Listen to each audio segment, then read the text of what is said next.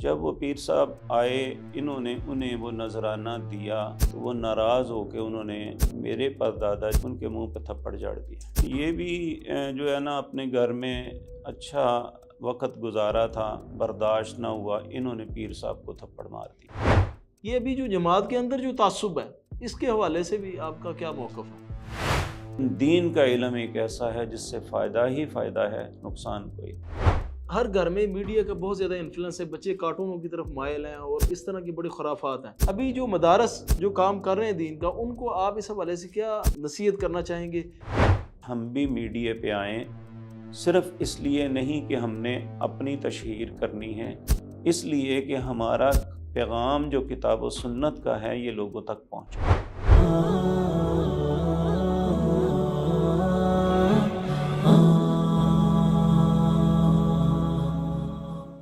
السلام علیکم ورحمۃ اللہ وبرکاتہ۔ ناظرین، نہج اسٹوڈیو کے پروگرام بزم علماء کی ایک نئی نشست میں میں ہوں حافظ خبیب۔ ناظرین، آج ہمارے لیے یہ سعادت کی بات ہے کہ ہمارے پاس ایسی شخصیت اسٹوڈیو میں اس نشست کے لیے موجود ہیں جن کا تعلق ایک ایسے ادارے کے ساتھ ہے جن کے بانیان میں شیخ اسماعیل سلفی رحمہ اللہ بھی شامل ہیں۔ بغیر تاخیر ہم آپ سب سے گفتگو کا آغاز کرتے ہیں۔ السلام علیکم ورحمۃ اللہ وبرکاتہ۔ وعلیکم السلام ورحمۃ اللہ۔ اب سب سے پہلے ہم آپ کے مشکور ہیں کہ آپ نے ٹائم نکالا اور اسٹوڈیو میں تشریف لائیں۔ اللہ آپ کو خوش رکھے۔ اب سب سے پہلے آپ کا خاندانی پس منظر۔ ہمارا خاندان وزیر آباد کے ساتھ ایک گاؤں ہے ڈھونی کی۔ آج جہاں وزیر آباد بائی پاس ہے، درمیان ایک پل آتا ہے جس کے نیچے سے ریل کی پٹری گزرتی ہے۔ صحیح۔ اس کے بائیں جانب دیکھیں تو وہ ہمارا گاؤں ہے۔ ہمارے جد امجد ایک تھے جن کا نام حکیم عبداللہ تھا۔ حکمت ہمارا خاندانی پیشہ ہے ابا سے ہمیشہ، اور وہ اپنے علاقے کے معروف طبیب تھے۔ وہ ایسا آدمی جس کی لوگ عزت کرتے ہوں، ان کے حاسد بھی ہوتے ہیں۔ بے شک۔ ان کے کسی حاسد نے ہی ان کی جوانی میں ہی انہیں زہر دے کے شہید کر دیا۔ جب وہ فوت ہو گئے تو ان کے دو بیٹے تھے، ایک میرے پردادا تھے، ان کا نام ابراہیم تھا، ایک ان کے بھائی تھے جن کا نام احمد دین تھا۔ صحیح۔ یہ دونوں چھوٹے ہی تھے۔ اس وقت ہمارا تعلق بریلوی خاندان سے تھا۔ صحیح۔ تو ہمارے پیر تھے آلو مہار، ایک جگہ ہے، یہ غالباً ڈسکا یا سیالکوٹ کے درمیان کوئی جگہ ہے۔ وہاں کے جو گدی نشین تھے وہ ہمارے گاؤں میں سال بعد آتے تھے۔ ہمارے ابا کا ذمہ دارہ بھی تھا، چونکہ ہم ذمہ دار فیملی سے تعلق رکھتے ہیں۔ صحیح۔ اور جب ہمارے جد امجد شہید کر دیے گئے تو اس وقت ان کے دونوں بیٹے چھوٹے تھے۔ صحیح۔ انہوں نے بڑی کوشش کی کہ سال بعد جب پیر صاحب آئے تو انہیں 1 روپیہ گاؤں کا ہر گھرانہ اس زمانے میں دیا کرتا تھا، نذرانہ کے طور پر۔ نذرانہ دیا کرتا۔ تو اللہ کی شان، ان کی کوشش کے باوجود والد بھی قتل ہو گئے، کام ہوا کوئی نہ، تو کوشش کے باوجود 8 آنے نصف روپیہ اکٹھا ہو سکا۔ جب وہ پیر صاحب آئے انہوں نے انہیں وہ نذرانہ دیا تو وہ ناراض ہو کے انہوں نے میرے پردادا جو ابراہیم تھے ان کے منہ پہ تھپڑ جاڑ دیا۔ اللہ اکبر۔ تو یہ بھی جو ہے نا اپنے گھر میں اچھا وقت گزارا تھا، برداشت نہ ہوا، انہوں نے پیر صاحب کو تھپڑ مار دیا۔ اچھا۔ یہ ہماری زندگی کا، ہمارے خاندانی زندگی کا ٹرننگ پوائنٹ تھا۔ تو جب تھپڑ مارا تو گاؤں کے لوگوں نے انہیں گاؤں سے نکال دیا، کہ کہا اسے اب گاؤں میں رہنے نہیں دینا، اور ساتھ یہ کہا کہ حکیموں کی زمین کوئی بھی کاشت نہیں کرے گا۔ اللہ اکبر۔ یعنی کہ ٹھیکے پہ بھی نہیں لینی کسی نے، اور نہ ویسے بھی ٹھیکے پہ لینی ہے، نہ حصے پہ، نہ ہی مزدوری پہ کاشت کرنی ہے، کیونکہ انہوں نے پیر صاحب کی گستاخی کی ہے۔ تو میرے پردادا جو ابراہیم تھے، یہ انہوں نے حکمت اور ساتھ کتابت بھی ان کا پیشہ تھا، خطاط جسے کہتے خطاط۔ کتابت کرتے تھے۔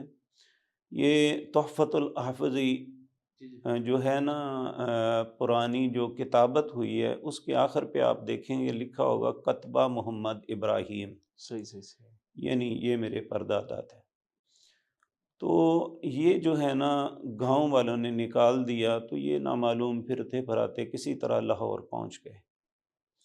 لاہور میں ایک پریس والے مختلف پریسوں پہ جا کے کہنے لگے کہ میں کتابت جانتا ہوں۔ اس زمانے میں کتابت ہاتھ سے ہی ہوتی جی تھی، جی کمپیوٹر کا زمانہ نہیں تھا۔ تو اکثر لوگوں نے بچہ سمجھ کے نظر انداز کیا۔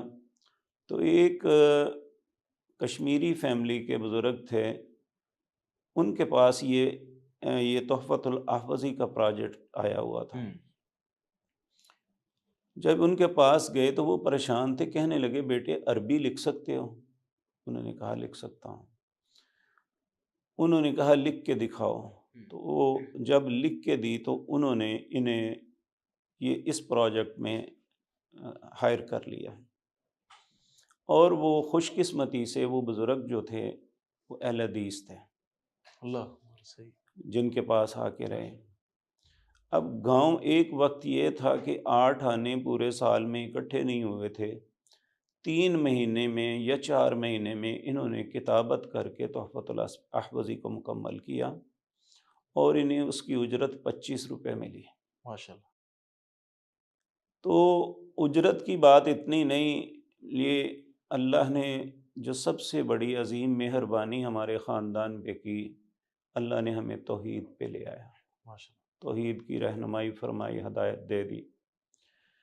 جب یہ کام مکمل ہوا تو انہوں نے اپنے استاد جو پریس والے تھے ان سے کہا کہ میری رہنمائی فرمائیں کہ میں کس کے پاس جا کے کچھ سیکھوں۔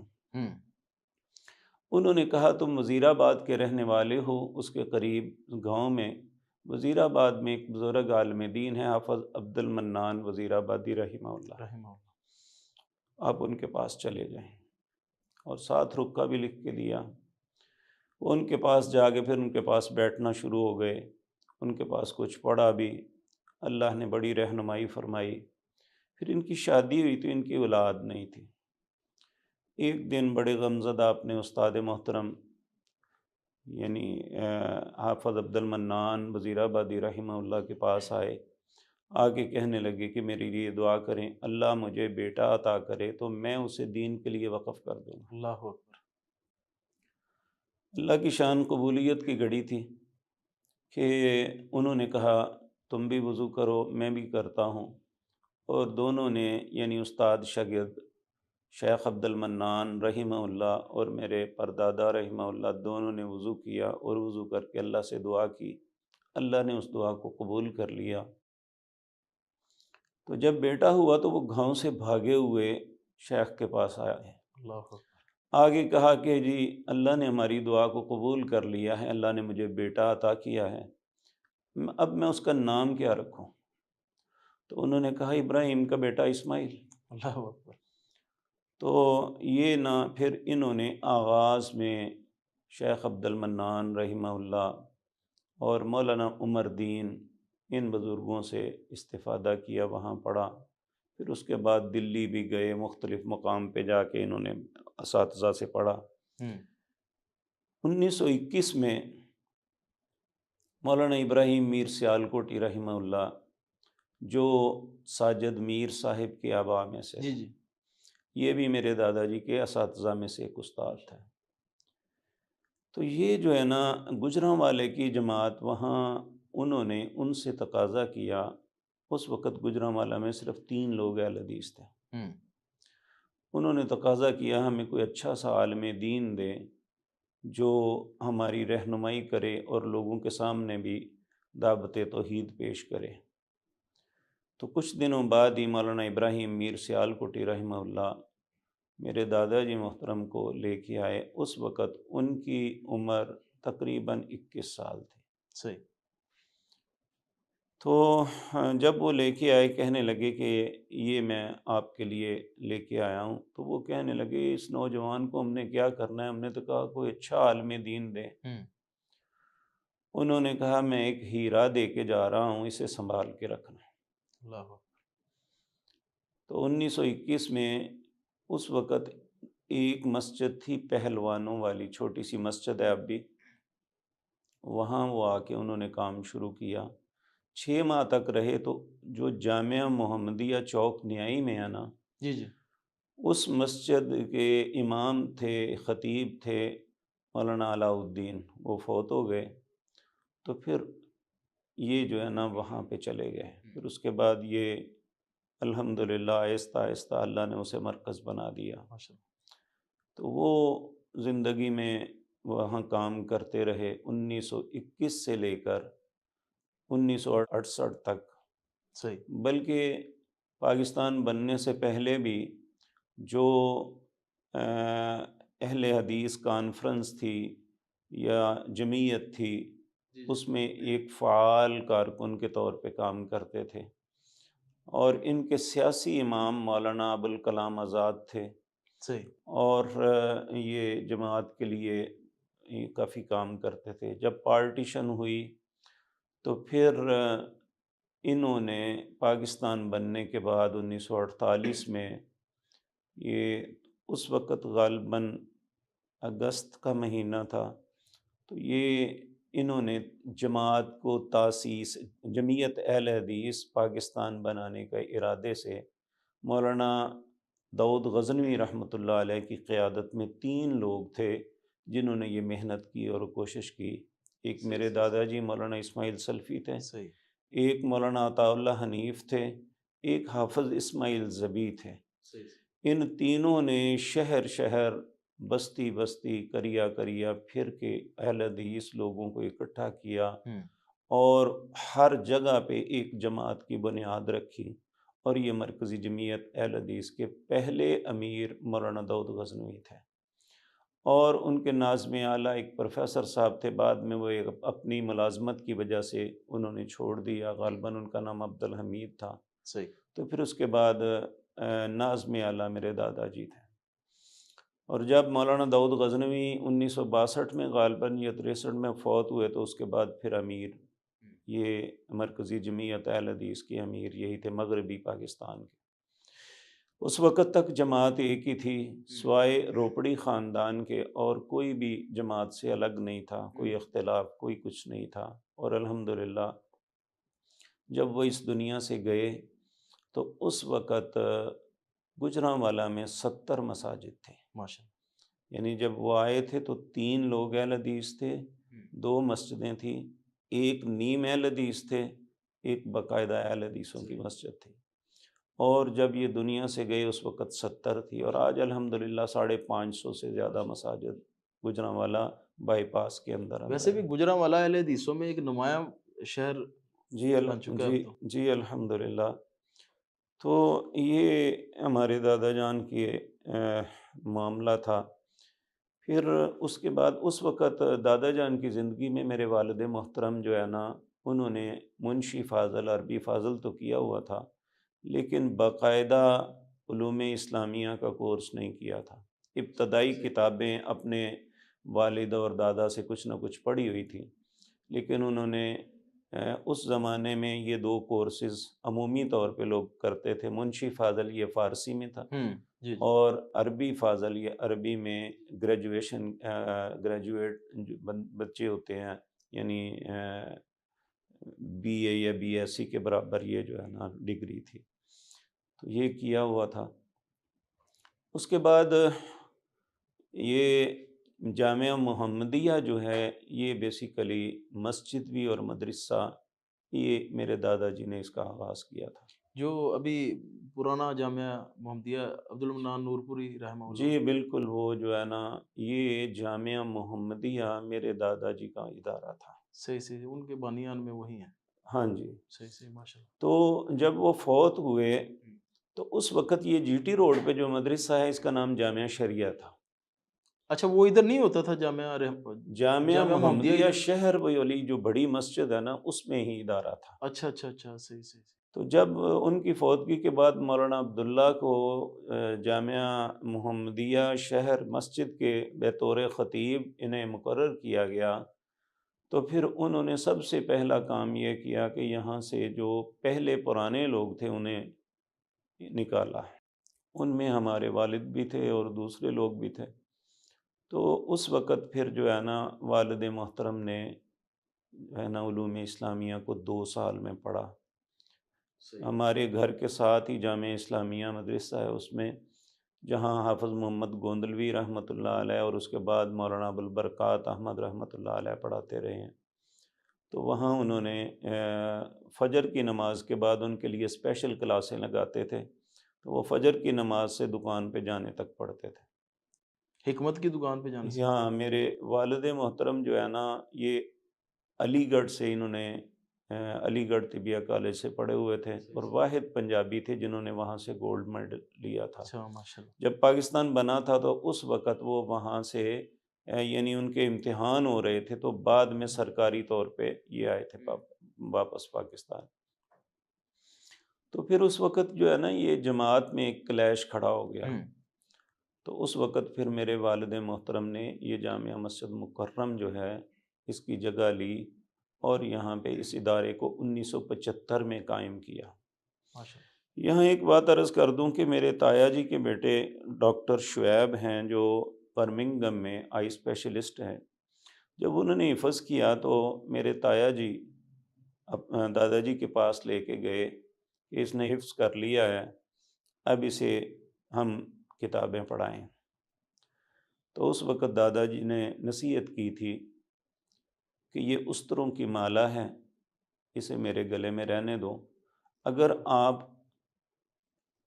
پروفیشنل نہیں اللہ کے لیے کام کر سکے تو کرنا، وگرنہ نہ کرنا۔ اچھا۔ اور پھر اس کے بعد الحمدللہ ابو جی نے کام کیا، وہ اپنی حکمت کی دکان کرتے تھے، اور ساتھ پھر انہوں نے مسجد مکرم کو شروع کیا۔ جب اس کی بنیادیں کھودی ہوئی تھی، جو آپ نے پہلے آغاز میں بات کی، تو اس وقت ہماری جماعت کے ایک عالم دین ہی ہیں، اپنے ہی کہتے ہیں اس دنیا میں نہیں ہیں، انہوں نے اس وقت تانا دیا کہ حکیم پاگل ہو گیا ہے، اتنی بڑی مسجد بنا رہا ہے، یہاں جن نماز پڑھیں گے؟ اللہ۔ تو پھر ہم نے اپنے والد محترم کو رات تہجدوں میں رو رو کے اللہ سے دعائیں مانگتے ہوئے سنا کہ اللہ یہ بنا رہے ہیں، اس کو بھرنا بھی تو ہیں، اور لوگوں کی خوشیوں غمیوں کا مرکز بنا دینا۔ اور یہ ان کی دعاؤں کی قبولیت کی وجہ سے ہی سارا کچھ ہے، وگرنہ ہم تو کچھ بھی نہیں ہیں۔ اس کی 1975 میں اس ادارے کا آغاز ہوا، اس کی سنگ بنیاد سعودی عرب کے ایک سفیر تھے ریاض الخطیب، انہوں نے رکھا۔ صحیح۔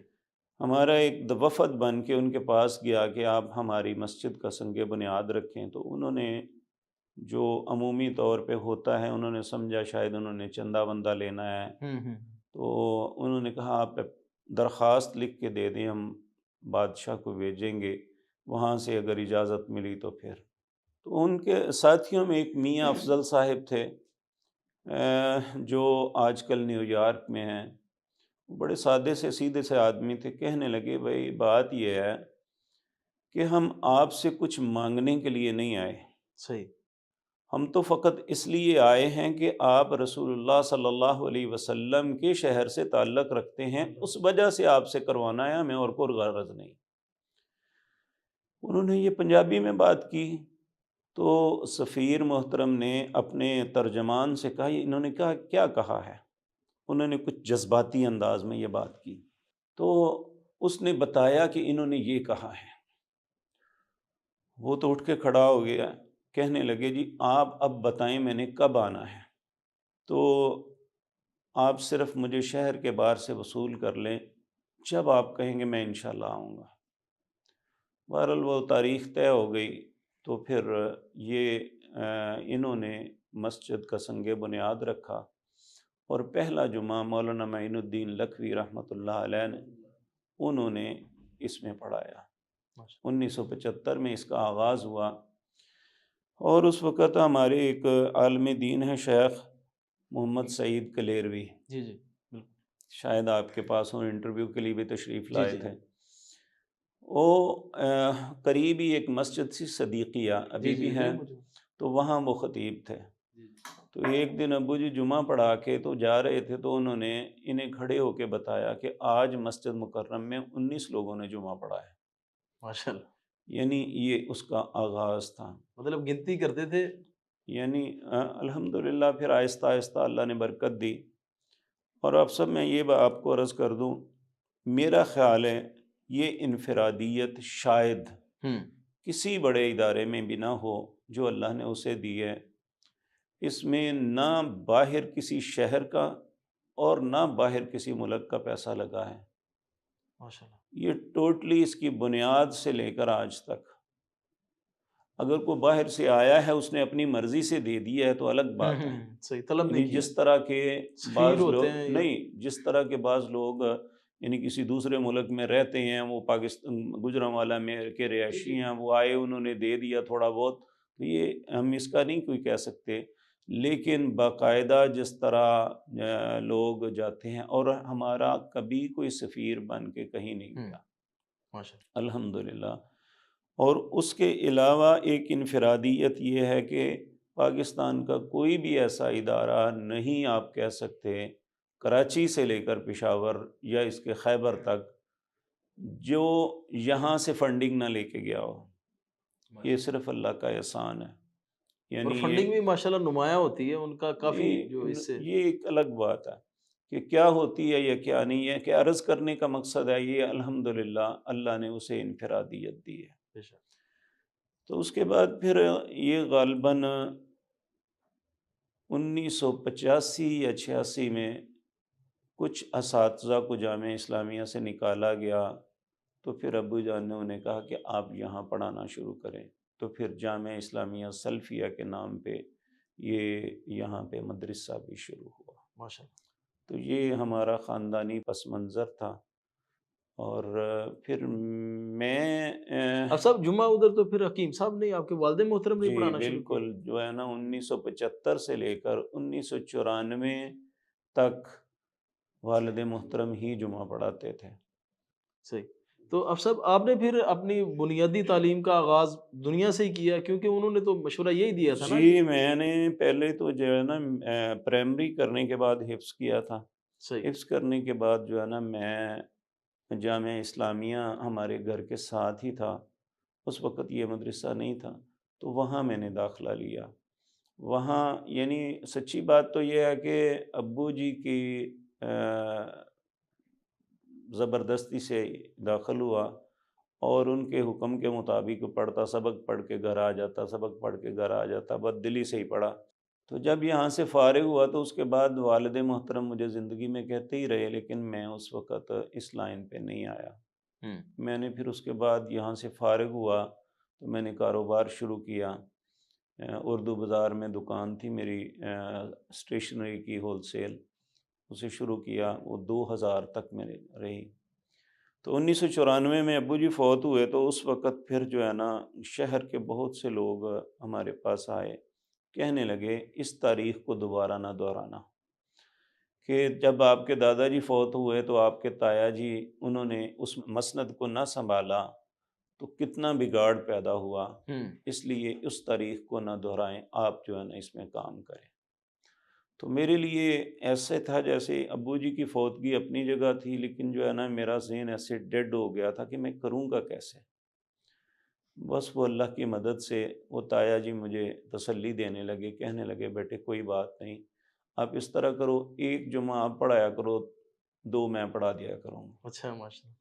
پھر اسی طرح چلتا رہا کہ وہ 2 جمعے وہ پڑھاتے، پھر ایک میں پڑھاتا، پھر آہستہ آہستہ وہ ایک وہ پڑھاتے، ایک میں پڑھاتا، پھر آہستہ آہستہ وہ پیچھے ہٹتے گئے، تو مجھے انہوں نے اس طرح جو ہے نا بڑی محنت سے اس لائن پہ لگایا۔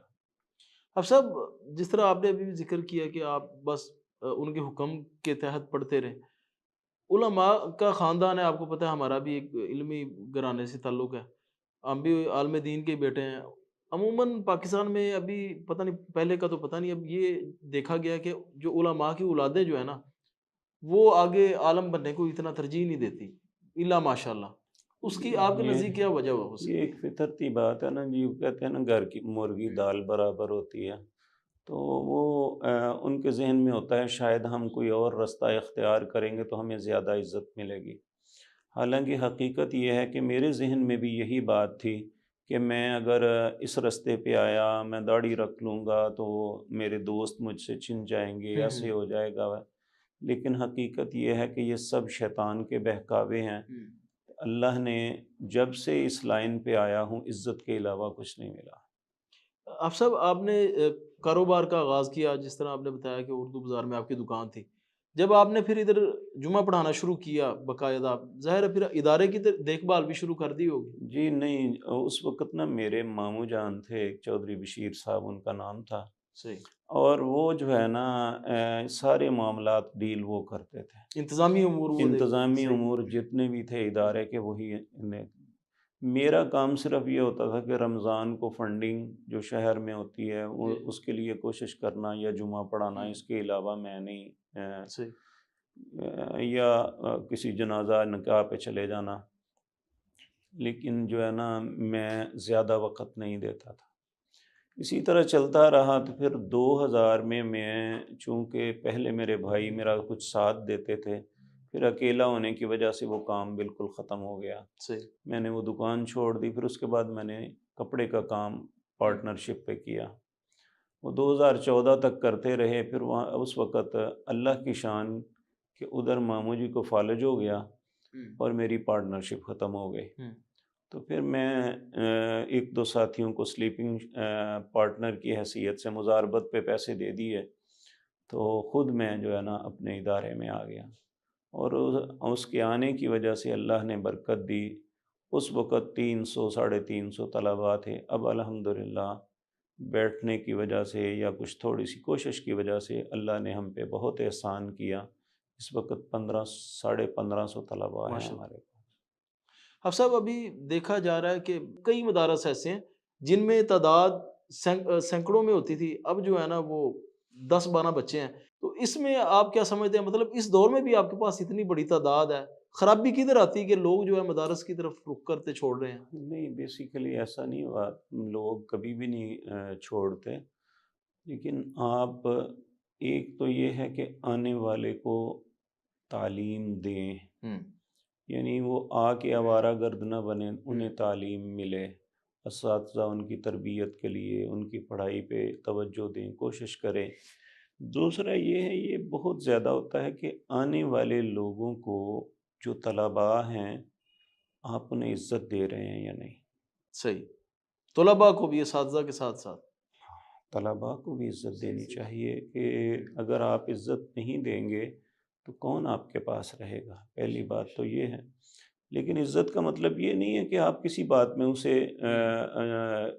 ڈانٹیں نہ یا کہیں نہ، ان کی غلط بات پہ ڈانٹیں بھی تو وہ ڈانٹ لیتے ہیں۔ تو اگر بلا جواز یا کچھ ایسی بھی باتیں ہیں کہ بعض لوگ ان کو اپنے گھر کا مزدور تصور کر لیتے ہیں، صحیح، اور ان سے بہت سے کام ادارے کے، اپنے گھروں کے، یہ سب کچھ لیتے ہیں۔ یہ ایک ایسا سبب ہوتا ہے کہ وہ بچہ نالائق ہو جاتا ہے۔ صحیح۔ دوسری بات یہ ہے کہ جو بچے آئے ہیں ان کے رہنے سہنے کا، ان کے کھانے پینے کا اگر مناسب انتظام ہے تو پھر بچے بد دل نہیں ہوتے، یعنی انہیں گھر کا ماحول مل جائے اور سارے معاملات ہو۔ اور تیسری بات یہ ہے کہ ایک فطرتی بات ہے کہ یہ عمر جو ہوتی ہے نا بچوں کی، اس میں شیطان کا بہکاوا بہت زیادہ ہوتا ہے۔ اگر آپ ان کے کردار پہ، ان کے معاملات میں نظر رکھیں تو کوئی بڑی قباحت جنم نہ لے تو پھر بھی اداروں کو کچھ نہیں ہوتا۔ اداروں کو اسی وقت جو ہے نا یہ معاملات ہوتے ہیں جب ان سے توجہ ہٹا لی جائے۔ صحیح۔ ان کا کوئی سربراہ فوت ہو گیا ہے اور آنے والے لوگوں نے اس طرح ان کو ڈیل نہیں کیا، جب انہوں نے سمجھا کہ پہلے والا معاملہ ہمارے ساتھ نہیں ہے، تو پھر یہ سارے معاملات ہوتے ہیں۔ اب صاحب کسی دور میں میرا ذہن ہوتا تھا کہ جتنے بھی مدارس کے طلباء ہیں، یہ دین کے ساتھ ساتھ ان کو دنیا کی بھی تعلیم حاصل کرنی چاہیے۔ جب آپ سے ہمارا تعلق بنا تقریباً 4-5 سال پہلے، میں نے آپ کے سامنے یہی بات رکھی، تو آپ نے مجھے کہا کہ جو دین کے طالب علم ہیں ان کو صرف دین ہی پڑھنا چاہیے، دنیا تو وہ یونیورسٹی میں پڑھ ہی رہے ہوتے ہیں. تو میں اس سے قائل ہو گیا اور میں مطمئن بھی ہوا. تو اس حوالے سے کیا ابھی بھی آپ کا وہی موقف ہے یا اس میں جی کوئی تبدیلی جی آئی؟ حفصہ بالکل، آپ ہمارے اسلاف جو تھے جی جی جنہوں نے 1400 سال سے ہر فتنے کا مقابلہ کیا، لوگوں نے ان سے رہنمائی لی، آج بھی ان کی کتابیں چاہے وہ تفسیر کی ہیں، احادیث کی ہیں، یا کسی بھی موضوع پہ ہیں، لوگ آج بھی ان سے رہنمائی لے رہے ہیں. بے شک. وہ کون سی اسکول اور یونیورسٹی کے پڑھے ہوئے تھے؟ ٹھیک ہے. بیسیکلی یہ چیز جب داخل ہوتی ہے نا، میں کیوں اس کے خلاف ہوں؟ یہ نہیں کہ میں اس تعلیم کے خلاف ہوں. صحیح. ٹھیک ہے، دو چیزیں ہماری ضرورت ہے، ایک اردو جو ہماری زبان ہے، جی ایک میتھ جو ہمیں حساب میں مدد دیتی ہے. صحیح. یہ چیزیں ہماری ضرورت ہے. ٹھیک. اس کے علاوہ جتنے بھی ہیں نا، یہ فنون ہیں جو دنیا کے معاملات میں ہمارے کام آتے ہیں، اور بعض اوقات دنیا کے معاملات میں بھی کام نہیں آتے. اب دیکھیں، میں آپ کو اپنے متعلق یہ عرض کر دوں کہ میں نے صرف میٹرک بھی ریگولر نہیں کیا ہوا، پرائیویٹ کیا تھا. میرے ابو جی نے لیٹ فیس کے ساتھ داخلہ دیا. میں جو ہے نا ان کے سامنے بہت منتیں کی، میں کیسے، انہوں نے کہا نہیں جی آپ نے امتحان دینا ہے. اب میں نے کبھی بھی کسی ٹیچر، کسی پروفیسر کے پاس جا کے کسی مسئلے کے لیے، اس کے حل کے لیے کبھی جستجو نہیں کی، اور نہ ان سے کبھی پوچھا ہے. لیکن زندگی کے کسی بھی شعبے سے کوئی انسان تعلق رکھتا ہے، اسے مسائل کے حل کی ضرورت پڑتی ہے تو وہ ہمارے پاس آتے ہیں. ماشاء کیوں؟ کیونکہ مسائل کا حل علوم عصریہ میں نہیں ہے، مسائل کا حل اللہ کی کتاب میں ہے یا رسول اللہ کی سنت میں ہے. کیونکہ اللہ رب العزت نے جب آدم علیہ السلام کو دنیا میں بھیجا نا، تو اس وقت کہا تھا فَإِمَّا يَأْتِيَنَّكُم مِّنِّي هُدًى فَمَنِ اتَّبَعَ هُدَايَ فَلَا يَضِلُّ وَلَا يَشْقَىٰ. میں رہنمائی کروں گا تمہاری، جو اس رہنمائی کو قبول کرے گا نا، فلا یضل، نہ وہ گمراہ ہوگا، ولا یشقیٰ، نہ بدبختی اس کا مقدر بنے گا. تو دوسری بات جس کی وجہ سے میں اس کی مخالفت کرتا ہوں، میرے دو ساتھی تھے میری کلاس فیلو، ایک کا نام فاضل صاحب تھا، ایک کا نام لیاقت تھا. صحیح. یہ دونوں ٹیچنگ لائن میں چلے گئے، جبکہ ہمارے ساتھ یہ سب سے ٹاپر تھے. پہلی کلاس سے لے کر آخری کلاس تک یہ فاضل صاحب ہمیشہ اول آتے تھے. ان سے چند یعنی 2 4 5 نمبروں پہ دوسرے نمبر پہ وہ لیاقت صاحب آتے تھے. دونوں ٹیچنگ میں چلے گئے، انہوں نے اپنی زندگی گزاری، اب ریٹائر ہو گئے ہیں، لیکن دین کے معاملے میں وہ کوئی کام نہیں کر سکے. یعنی وہ دنیا کے معاملے میں ہی الجھ کے رہ گئے. اور پچھلے سال یعنی جو رمضان گزرا ہے، ایک دن میں نے انہیں دیکھا، وہ کافی ضعیف ہو چکے تھے، سفید داڑھی، اور میں نے انہیں کہا جی آپ فاضل صاحب ہیں؟ کہنے لگے ہاں. میں نے کہا کیا کرتے ہیں؟ کہنے لگا جی میں ریٹائر ہو گیا ہوں. اپنے بچے ملائے انہوں نے.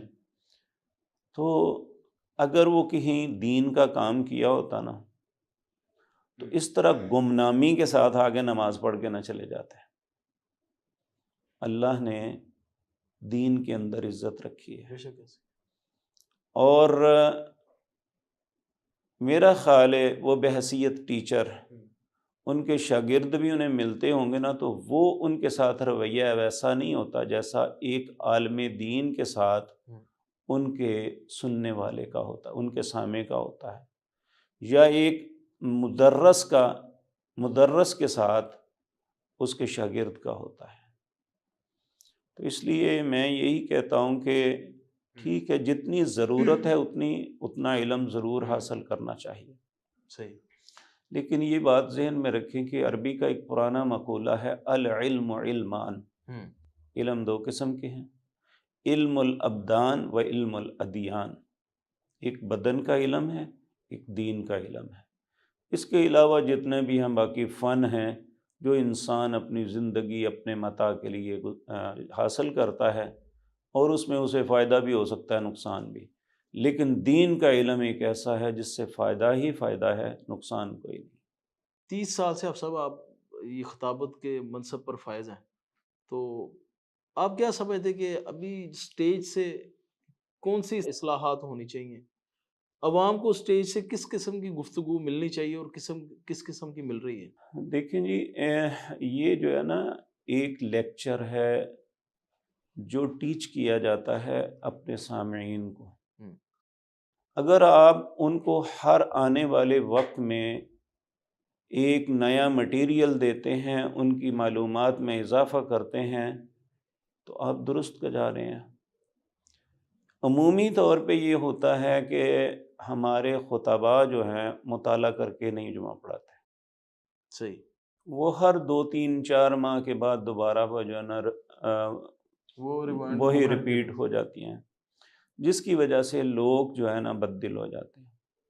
اگر آپ دیکھیں، قرآن کا علم اتنا وسیع ہے کہ آپ کو 10 زندگیاں میں مل جائے نا، تو اس علم کو آپ مکمل طور پہ لوگوں تک نہیں پہنچا سکتے۔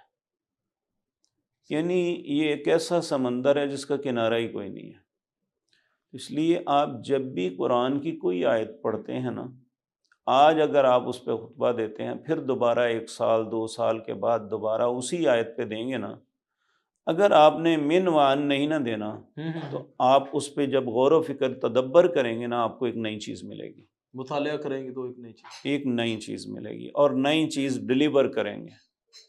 اب صاحب آپ مطالعہ کن کتب کو کرتے ہیں؟ جمعے کی تیاری کیسے کرتے ہیں؟ ماشاءاللہ آپ کی گفتگو بڑی ایک وقت تھا کہ میں اپنی دکان پہ بیٹھا ہوا، صرف ہفتے کا دن میرا فارغ ہوتا تھا، اس کے بعد پھر جو ہے نا وہ تانا بانا بننا شروع ہو جاتا تھا کہ میں آئندہ جمعے کیا پڑھانا ہے، کس طرح چلنا ہے، کیا ہونا ہے۔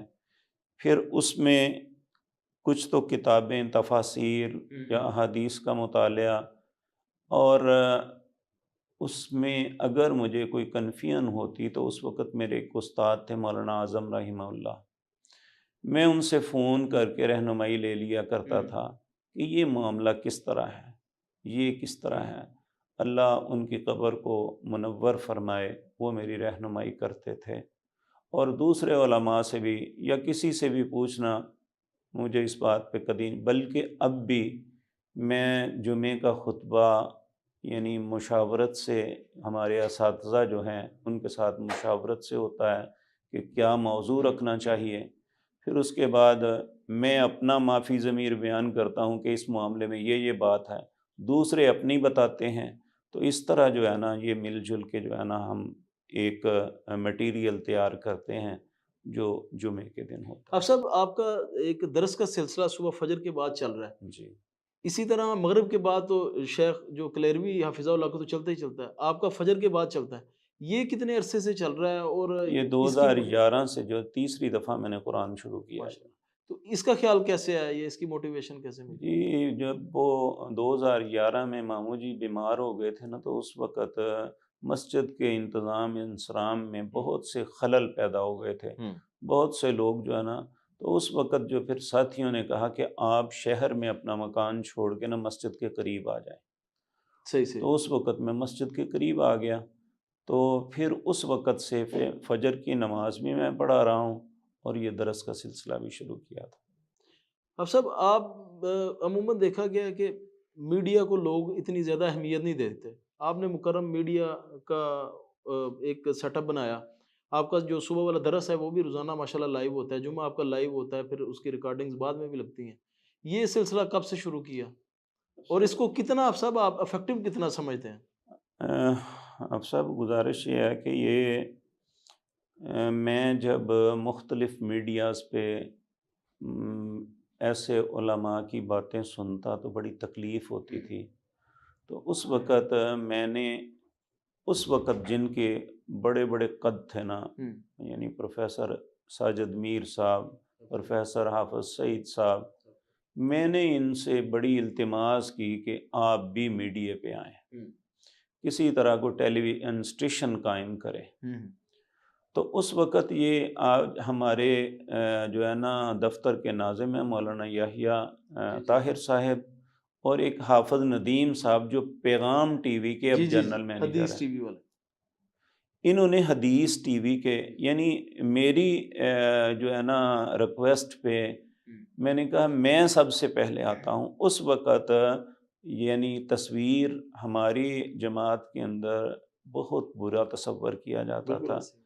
تو میں نے انہیں ریکویسٹ بڑی کی تو یہ انہوں نے پھر اللہ کی توفیق سے شروع کیا. ان کے ساتھ مختلف لوگوں سے بھی ملا، یا آہستہ آہستہ آگے بڑھا. پھر اس کے بعد یہ پیغام ٹی وی کا سلسلہ شروع ہوا. تو یہ بھی آفت ندیم صاحب، میں نے ان بزرگوں سے بھی بڑی التماس کی. تو بہرحال ان کی اپنی کوشش زیادہ ہے. تو بہرحال میرا ذہن یہی تھا کہ ہم بھی میڈیا پہ آئیں، صرف اس لیے نہیں کہ ہم نے اپنی تشہیر کرنی ہے، اس لیے کہ ہمارا پیغام جو کتاب و سنت کا ہے یہ لوگوں تک پہنچے. بہت سے لوگ ہماری مساجد میں ان کے غلط پراپوگنڈے کی وجہ سے نہیں آتے ہیں، لیکن جب سے یہ معاملہ شروع ہوا ہے لوگوں کو اصل صورتحال کا پتہ چلا ہے، تو اس میں اللہ نے بہت بہتری لائی بے ہے، شک ایسے. اور بہت سے لوگ اللہ نے ان کے عقیدے بدلے. اب تو ماشاءاللہ ماشاءاللہ ہمارے بہت سے علماء جو ہے نا اس رستے پہ چل رہے ہیں. قاری صہیب صاحب ہیں، یہ ماشاءاللہ ماشاءاللہ اللہ نے بڑی عزت دی ہے، اور ان کا انداز بھی بڑا خوبصورت ہے. اسی طرح ابتسام صاحب ہیں، ان کے بھائی ہیں. ڈاکٹر حماد لکھوی صاحب ہیں. اسی طرح اور بھی بزرگ جتنے بھی ہیں، جب عبداللہ سے ناصر رحمانی نہ حافظہ اللہ رحمانی، کے ہاں 3 جی، ادارے ہیں ماشاءاللہ اس حوالے سے. یہ لوگ جب سے میڈیا پہ آئے ہیں اور لوگوں کو حقیقت حال معلوم ہوئی ہے، تو الحمدللہ اللہ نے بہت فائدہ دیا ہے اس سے. اب صاحب ابھی آپ نے تھوڑی دیر پہلے ذکر کیا سعید صاحب کا. اس طرح ویسے بھی ہم سنتے رہتے ہیں کہ آپ تمام جماعتوں کو لے کر چلتے ہیں. آپ کا یہ وین آپ کا تھا یا آپ کے جو حکیم صاحب تھے ان کا تھا؟ اصل میں جو ہے نا آپ صاحب، آپ نے شاید وہ دور نہیں دیکھا ہوا جس کی وجہ سے میں نے یہ وین اپنایا تھا. صحیح. وہ دور ایسا تھا جہاں ایک طرف مولانا معین الدین لکھوی رحمۃ اللہ علیہ میاں فضل حق تھے، جی اور دوسری طرف مولانا عبداللہ اور علامہ احسان اللہ ظہیر. جی جب میں اس رستے پہ آیا تو اس وقت میں نے یہ سوچا سب کی عزت کروں گا، لیکن سیاسی اعتبار سے یا تنظیمی اعتبار سے کسی کے ساتھ نہیں. وابستگی اس نہیں کا ہوتی. اس کا فائدہ یہ ہوا کہ الحمدللہ اپنے ادارے کی طرف توجہ دی، اور اللہ نے اس میں برکت عطا فرمائی. اور جس کو بھی منہج کے معاملے میں ضرورت پڑی ہم اس کے ساتھ کھڑے رہے، چاہے وہ آفت سعید صاحب تھے، یا پروفیسر ساجد میر صاحب تھے، یا اور کوئی.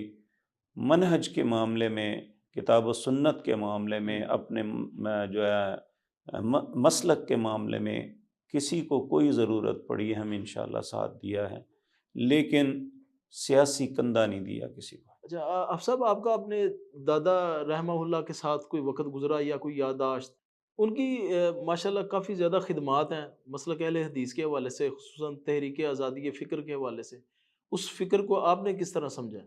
انڈرسٹوڈ بات ہے کہ یہ کتاب و سنت کے داعی جو ہیں انہوں نے ہی آزادی فکر دی بر صغیر کے اندر. صحیح. اور یہ آپ سب، میں اب تک جہاں بھی گیا ہوں، جہاں بھی، وہ کشمیر ہے، وہ صوبہ سرحد ہے، وہ جنوبی پنجاب ہے، احمد پر شرقیہ پنجاب کے سب کے آخر پہ ہیں. ایک دفعہ میں وہاں پہ گیا تو انہوں نے کہا جی ہر سال آپ کے دادا جی یہاں آتے تھے. کوئی شہر ایسا نہیں ہے. خانے وال میں جو اڈے پہ مسجد ہے تو اس پہ بھی وہ جو ہے نا تختی لگی ہوئی ہے، اس کا سنگ بنیاد انہوں نے رکھا. انہوں نے اپنی زندگی میں جو کام کیا ہم سوچ بھی نہیں سکتے کہ ہم اتنا سفر بھی کر سکتے ہیں، صحیح. جب کہ اس وقت سفر اتنا تیز رفتار بھی نہیں تھا. جامعہ سلفیہ انہوں نے جب بنایا تو اس وقت پہلے سال میں وہ حدیث پڑھانے کے لیے 3 دن گوجرانوالا سے فیصل آباد جایا کرتے تھے. اچھا ماشاءاللہ. تو لوکل سواریاں تب زیادہ میرے خیال ہوتی جی ہیں. بالکل. اب صاحب ابھی کچھ ماڈرن آرگنائزیشنز، جس طرح میڈیا کا دور آیا تو کچھ ماڈرن آرگنائزیشنز بھی کام کرنے کے لیے دعوت کا آگے آئیں. ان میں سے آپ نام جانتے ہوں گے، ظاہر ہے آپ ایک گہری نظر رکھتے ہیں سارے معاملات پہ. ان کے حوالے سے آپ کیا سمجھتے ہیں کہ ان کو کام کرنا چاہیے، یا کس حد تک اس کو مؤثر سمجھتے ہیں، یا اس میں کیا خرابیاں پائی جاتی ہیں؟ دیکھیں چونکہ ہمارا پڑھا لکھا طبقہ جو ہے نا، وہ خصوصاً جو ایسے علماء ہیں جو صرف اردو عربی سے واقف ہیں، وہ ان کی بات کی طرف زیادہ توجہ نہیں دیتے. ہوں. تو یہ نوجوان جو ہے یوتھ کلب کے نام پہ یا کسی بھی طریقے سے آئے ہیں، اور انہی کلمات کو جو وہ عربی میں یا اردو میں بولتے ہیں انہیں انگلش میں بولتے ہیں تو انہیں بڑی سمجھ آ جاتی ہے. صحیح. تو کوئی حرج نہیں ہے. صحیح. تو یہ جو ہے نا ہر وقت یہ کہنا جی فلاں وہ مدرسے سے پڑھا ہوا نہیں ہے، ایسا نہیں ہے. ڈاکٹر ذاکر نائک کسی مدرسے سے نہیں پڑھے ہوئے. صحیح. ایک وقت تھا کہ وہ قرآن کے متعلق تو بہت عبور رکھتے تھے لیکن حدیث کے متعلق وہ کمزور تھے. تو اس وقت کچھ لوگوں نے حرم کے اندر ایک بزرگ درس دیتے ہیں، ڈاکٹر وسیع اللہ جی جی عباس. جی بالکل. وہ شخص حدیث میں پی ایچ ڈی ہے. 30 سال تک انہوں نے القریٰ یونیورسٹی میں حدیث پڑھائی. انہیں کہا گیا کہ آپ جو ہے نا کوشش کریں ڈاکٹر صاحب کے ساتھ علماء کو اٹیچ کریں تاکہ حدیث کے معاملے میں جو کمزور پہلو ہے نا اس میں بھی مضبوطی آ جائے. اور پھر انہوں نے یہ کام کیا، علماء ان کے ساتھ ملے. تو پھر وہ جو ہے نا ڈاکٹر صاحب نے حدیث کا بھی مطالعہ کیا، اور اب جہاں وہ ریفرنس قرآن کے دیتے ہیں اور دوسرے مذاہب کی کتابوں کے دیتے ہیں، وہاں حدیث کے بھی دیتے ہیں کہ فلاں حدیث میں رسول اللہ نے یہ فرمایا. تو اس طرح اگر ہم ان نوجوانوں میں کسی کو دیکھتے ہیں کہ وہ فلاں مسائل کے معاملے میں کمزور ہے بے شک تو ہمیں اس کی رہنمائی کرنی چاہیے. ہمارے علماء کو، جو ہمارے بزرگ ہیں، ہمارے قائد ہیں، جس طرح حافظ شریف صاحب ہیں، اپنا مولانا ارشاد اللہ قصری ہیں، مولانا عبداللہ ناصر رحمانی ہیں، اور اس معاملے میں سمجھتا ہوں قابل تعریف ہیں ڈاکٹر حماد صاحب. یہ ان نوجوانوں کو ملتے بھی ہیں، ان کے ساتھ پروگرام بھی کرتے ہیں اور ان کی رہنمائی بھی کرتے ہیں. اب سب آج کل نا ہر بندے کی زبان پہ ایک جملہ ہے جی، کہ لوگ جو ہے نا دین بیزار ہوتے جا رہے ہیں، لوگ دین سے دور ہوتے جا رہے ہیں. آپ اس کو سمجھتے ہیں کہ یہ درست ہے؟ دیکھیں نا، حق اور باطل کا کلیش ہمیشہ سے ہے، ہمیشہ رہے گا. اگر باطل والے کوشش زیادہ کریں گے تو لوگ ان سے متاثر ہوں گے. اگر دین والے لوگ کوشش کریں گے، ہماری کوشش تو ہے لیکن اگر ہمارا کردار بھی ہو جائے نا تو پھر اس کے فائدے زیادہ ہوں. صحیح. کیونکہ اللہ نے یہ قانون اور اصول قرآن میں بیان فرمایا، جاء الحق وزہق الباطل ان الباطل کان زہوقا. تو یہ ایک انڈرسٹوڈ بات ہے کہ وہ جتنا مرضی دین بیزاری کا کام کر لیں، جو مرضی کر لیں. اللہ نے سورۃ انفال میں فرمایا ان الذین کفروا ينفقون اموالهم لیصدوا عن سبیل اللہ فسینفقونها ثم تکون علیہم حسرۃ ثم یغلبون. جو لوگ اپنے مالوں کو خرچ کرتے ہیں، وہ کافر لوگ یا انکار کرنے والے لوگ، لیصدوا عن سبیل اللہ، تاکہ لوگوں کو اللہ کے راستے سے روک لیں. فسینفقونها، ان کا یہ خرچ کرنا، ثم تکون علیہم حسرتاً، انہی پہ حسرت بن کے لوٹے گا، ثم یغلبون، پھر وہ مغلوب آئیں گے. اب صاحب کافی آپ نے ماشاءاللہ ٹائم دیا ہے. میں چاہ رہا تھا کہ لوگ زیادہ سے زیادہ آپ سے استفادہ کر سکیں، کیونکہ میں سمجھتا ہوں کہ آپ معاشرے میں رہ کر اصلاح کا کام کر رہے ہیں اور کاروبار بھی کرتے رہے ہیں. تو میں سمجھتا ہوں، میرا ذاتی نظریہ کہ جب بندہ کاروبار کرتا ہے نا تو اس کے اندر حکمت بہت زیادہ آ جاتی ہے. ابھی کچھ لوگوں کا موقف ہے، کسی دور میں میرا بھی یہ موقف ہوتا تھا کہ علماء کو ساتھ ساتھ نا دین کا کام کرنے کے ساتھ ساتھ کچھ دنیا داری بھی کرنی چاہیے، کچھ اپنی کوئی تجارت چھوٹی موٹی، کیونکہ میں نے والد صاحب کو یہی کرتے دیکھا. شروع میں دین کا کام بھی کرتے رہے، تجارت بھی کرتے رہے. آپ تو دین کا کام بھی کر رہے ہیں، پہلے آپ تجارت بھی کرتے رہے ہیں. اس حوالے سے کیا کہیں گے؟ دیکھیں بھائی، جو ہے نا، جو دین کا کام کرتے ہیں ہوں، ان میں مختلف طبقات ہیں۔ صحیح، ایک وہ لوگ ہیں جو لکھاری ہیں، صحیح، یہ نہیں کر سکتے۔ ٹھیک، ایک ہے مدرس، ہوں، یہ بھی نہیں کر سکتے۔ صحیح، صحیح، جو خطیب ہیں یا امام ہیں ہوں، یہ کر سکتے ہیں، کیونکہ ان کے پاس وقت ہوتا ہے۔ صحیح، جو مدرس ہے، جب تک اس نے مطالعہ نہیں کرنا وہ بچوں کو ڈلیور نہیں کر سکتا، صحیح، اسے دن رات اس کے ساتھ منسلک رہنا پڑتا ہے۔ ہاں، جس طرح کے بعض محدثین کا آتا ہے کہ اگر ان کے والدین نے انہیں ترکے میں ایسا مال چھوڑا، ہوں، انہوں نے وہ مال مزاربت پہ دیا، صحیح، اس سے خودداری آتی ہے کہ وہ ان کے پاس ان کے اپنے ایسٹس ہوتے ہیں، انہیں کسی کی محتاجی نہیں ہوتی۔ اور یہ یعنی بر صغیر کے اندر اکثر علماء مسکین ہیں، بالکل ایسی، غریب گھروں سے تعلق رکھتے ہیں۔ اور یعنی سعودی عرب میں ہے نا، وہاں کوئی عالم دین ہے نا، میں ایک دفعہ نا ایک عالم دین کو ملا، وہ مسجد توحید کے امام اور خطیب تھے، لیکن وہ تنخواہ مسجد کی نہیں لیتے تھے۔ ہوں، وہ ساتھ ان کا دفتر تھا ادارہ تجہیز و تکفین و تغسیل، ہوں، صحیح، جو فوت ہونے والا آدمی ہے اسے غسل دینا، اسے کفن دینا، اسے دفن کرنا، یہ ایک ادارہ بنا ہوا ہے، اس کے وہ سربراہ تھے۔ تو ہمارے ساتھ ایک شخص تھا، اس نے ان سے سوال کیا اس کا مقصد کیا ہے جی؟ انہوں نے کہا اس کا مقصد یہ ہے کہ ہم اپنے مسلمان جانے والے بھائی کو سنت کے مطابق الوداع کریں۔ ہوں، اب وہ جو ہے نا، مسجد کے ساتھ ان کا دفتر ہے، اس صحیح، دفتر میں وہ سارا کچھ کنٹرول کر رہے ہیں، ان کو تنخواہ اس چیز کی ملتی ہے، نمازیں تو انہوں نے پڑھنی ہوئی ہیں۔ بے شک ایسی، اور ایسا معاملہ ہو تو پھر آدمی کچھ نہ کچھ معاملہ کر سکتا ہے، اور اس کے لیے کوئی مشکل نہیں ہے۔ میرا خیال ہے اگر کوئی بھی بندہ اپنا کام کر کے دین کا کام کرے نا، اسے زندگی میں کبھی پرواہ نہیں ہوگی ہوں، کہ مجھے نکال دیں گے۔ اکثر علماء بیچارے ساری زندگی دب کے گزارتے ہیں کہ یہ ہمیں جماعت نکال دے گی، ہم کہاں جائیں گے، دوسری جگہ کیسے ملے گی، وہ بیچارے معاش کے معاملے میں پریشان رہتے ہیں۔ تو اگر معاش کے معاملے میں خود مختاری مل جائے تو اس کا بہت فائدہ ہوتا ہے۔ اب صاحب ایک پرسنل سا سوال ہے، اگر آپ جواب دینا چاہیں تو دے دیں۔